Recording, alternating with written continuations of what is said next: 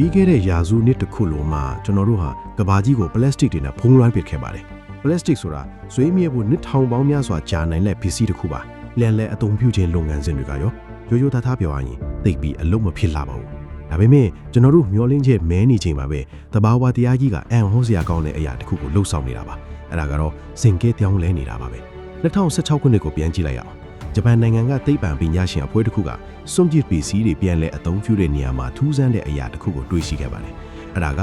Ideonella sagaensis လို့ခေါ်တဲ့သေးငယ်တဲ့ဘက်တီးရီးယားလေးပါအဲ့ဒီဘက်တီးရီးယားကပလတ်စတစ်ပေါ်မှာနေုံတင်မကဘူးပလတ်စတစ်ကိုစားသုံးပြတာပါသူက PTEASE နဲ့ MHEDASE လို့ခေါ်တဲ့အထူး enzyme နှစ်မျိုးကိုအသုံးပြုပါတယ်အဲ့ဒီ enzyme တွေကပလတ်စတစ်ကိုဘက်တီးရီးယားတွေအစားအထိအသုံးပြုနိုင်တဲ့ရိုးရှင်းတဲ့အရာတွေဖြစ်သွားတဲ့အထိတစက်စီဖြိုခွဲပေးပါတယ်ဒါဟာနှစ်သားပေါင်းများစွာအချိန်ယူခဲ့ရတာမဟုတ်ပါဘူးဆယ်တစုအနည်းငယ်အသွင်မှာပဲဖြစ်ပေါ်လာခဲ့တာပါသက်ရှိတွေဟာရှင်သန်နိုင်မှုအတွက်သူတို့ရဲ့ကိုယ်ပိုင်ဖွဲ့စည်းမှုတွေကိုပြန်လည်ရေးဆွဲနေကြတာပါ